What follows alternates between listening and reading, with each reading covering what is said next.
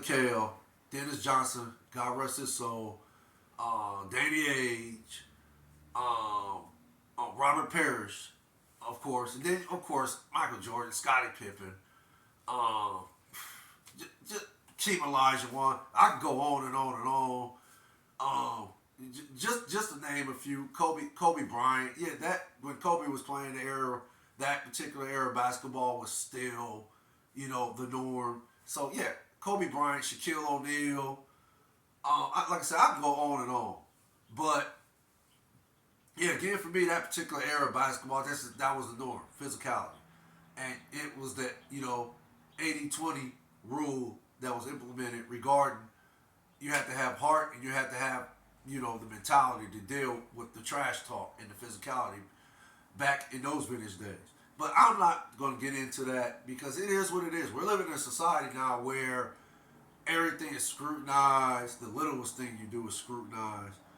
It's sensitive. People are a lot more sensitive now for some reason. Not saying all people are like this, but it just seems like some people are just sensitive to a lot of things, and it's like okay, for example, when Rudy Gobert, what's his name, Kyle Anderson, when he punched him in his chest, yeah, in his chest, a lot of people was all outraged about that. Oh, that was so egregious. Oh, why would you do that? Oh, you ain't supposed to hit your teammate and punch him in his chest like that. Do stuff like that. Okay, they said Kyle Anderson called Rudy Gobert the B word. Okay, oh yeah, if that was the case, then I would justify Rudy Gobert punching him in his chest. Yeah, there's a lot of people who say he should have hit him in the face. Yeah, I would even justify that. I mean, come on, you don't call a grown man no B. I'm sorry. I like to think that's still the norm. That you can't be calling a grown man the B word. But again, we're living in a sensitive society. But I'm not going to get off subject because I'm sorry. I got off subject, but I'm going to try not to get off subject. But yeah, the only reason I even talked about that because of the issues the Timberwolves are having going into this play-in tournament game with the OKC Thunders. So I look for OKC Thunders to maybe I don't know Minnesota still got what Anthony Edwards. He's a monster. I like Anthony Edwards' game, and I think they still got the cat what's his name Carl Thompson or something like that. I don't think it's Carl. I forgot his dang old name. I know they call him the cat. But I want to say it's Carl Thompson or something like that. But yeah, they still got him. Disregard me mispronouncing his name because, like I said, I haven't watched this dude play in I don't know how long. So I just know they call him the cat, and I know his last name is Thomason. So, well, his first name is Cal or Carl or whatever. Okay, they still got him, and he's a monster too. So I don't know. Maybe Minnesota can pull it out without Rudy Gobert and that Kyle Anderson dude. Well, I don't know. I think he's going to play too because he didn't get. I mean, it was Rudy Gobert. I don't know. I don't know how they're going to discipline that. I'm not getting into that. Hey, it is what it is. Whatever happens, I'm just trying to point out the advantage OKC Thunder might have over the Minnesota Timberwolves because of the incident that took place involving Rudy Gobert and Kyle Anderson. And then another guy who was, on the rise. Oh, what's his name? I want to say it's Jalen Richardson or something like that. Okay, I guess he got a foul called on him. He disagreed with it, and it was so. I don't want to use that word. I'm not going to use that word. It was so. I guess it was on his mind to a point where he left the game. He went. I guess he got. I don't know if he got ejected or what, but I just know he was walking towards the locker room and he took his hand, he hit the wall, and then he ended up fracturing his hand. So he's going to be out for the season. So whether OKC has an advantage over the Timberwolves in this game or not, I guess it remains to be seen. But if I had to pick a winner out of this matchup, I'm going to go with OKC just because of the issues that the Timberwolves had this past weekend, and it might play a role in why OKC will end up winning this play-in tournament game. And then as you can see, the winner of the 9 and 10 matchup would play the loser of the 7 and 8 matchup. And as you look down, we got the Lakers at the 7 seed and the Pelicans at number 8 seed. Now, man, if Zion was playing, I don't know.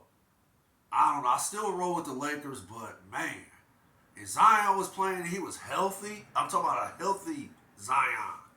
When he was showing the potential, he was worthy of the number 1 pick, Zion Williams. I would go with the Pelicans. No, I'm sorry, I would still pick the Lakers, but oh man, I'll tell you what, I would be over here sweating. I'll be sweating. I'll be nervous. I'll be nervous if Zion Williams was playing in this game, and I'm talking about a healthy Zion Williams when he was showing potential that he was worthy of that number 1 pick, and he was on his way to being a superstar in the league. So again, I would still pick the Lakers, and Bron is having of course, LeBron James season, and basically, LeBron James is phenomenal. I mean, gosh, what is he? I think LeBron is 38. I could be wrong. I want to say he's 38. I don't think he's 39 now, but he is 38. But to be 30 years old and to still be playing in the league, I always want to say this is his 20th year in the league. Could be wrong about that, but I say this much.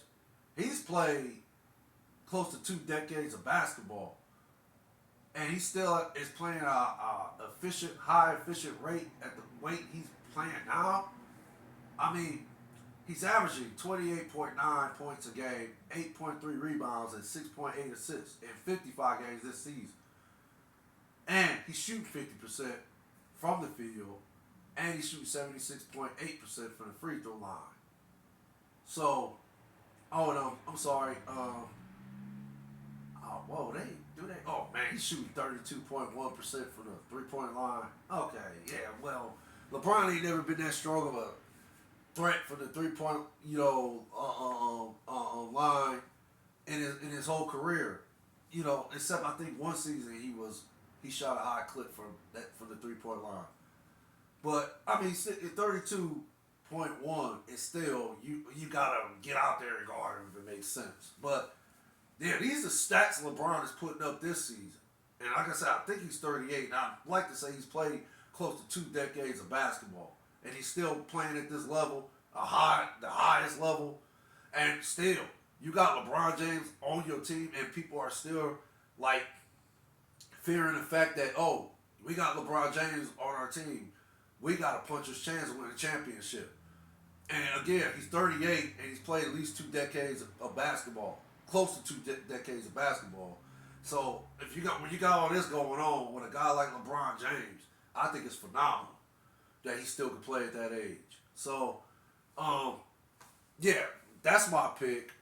The Lakers. I picked the Lakers to secure the 7th seed, and then of course, the Pelicans would go on to the 8th seed, and then, I would have to go with OKC. OKC. I'm sorry about that. OKC.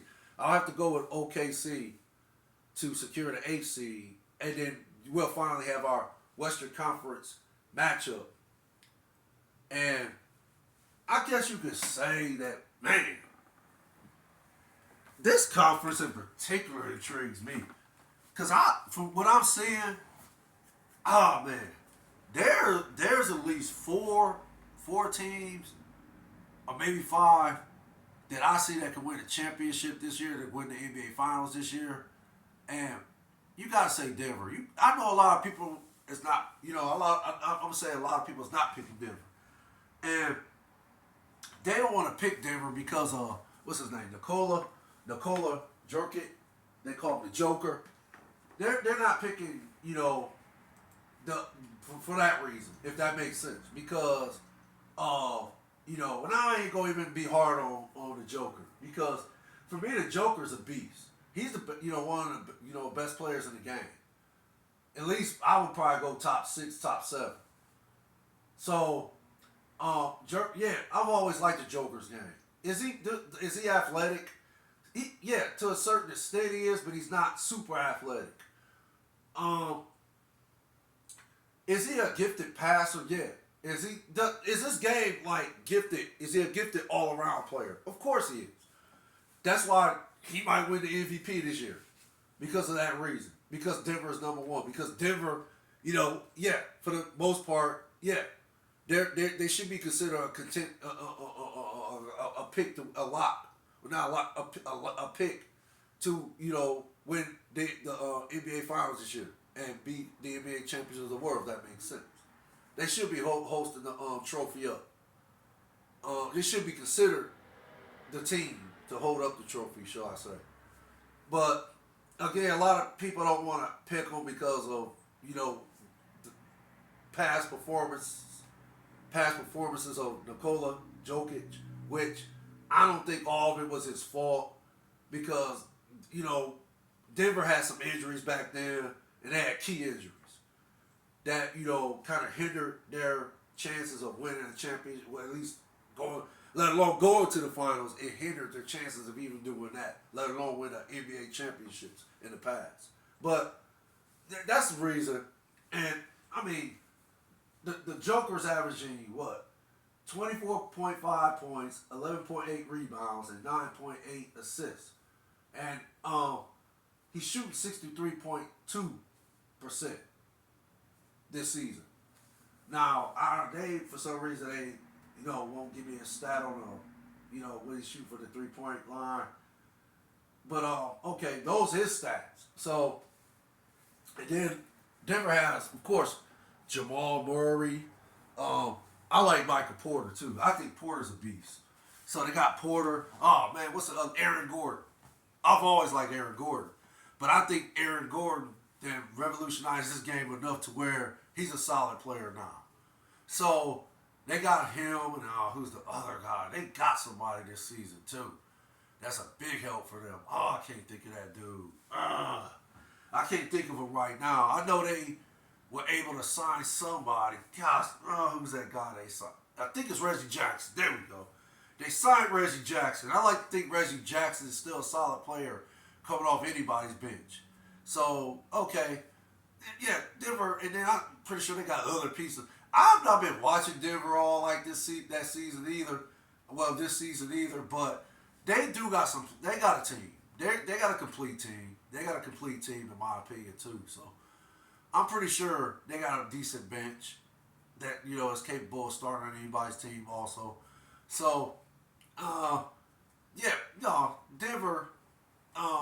It should be considered a contending team for the NBA championship. Then, of course, Phoenix. Oh man, Kevin Durant. What? Perhaps the third best player in the NBA, if not the third best player in the world. Come on, we know what Kevin Durant. We know what Kevin Durant can do. He's been rattled by injuries too, but I mean, come on, we know what Kevin Durant can do. I'm not even going to touch on that. I'm not going to touch on Chris Paul. We know what he can do. Even though a lot of people want to say he's a little long in the tooth now.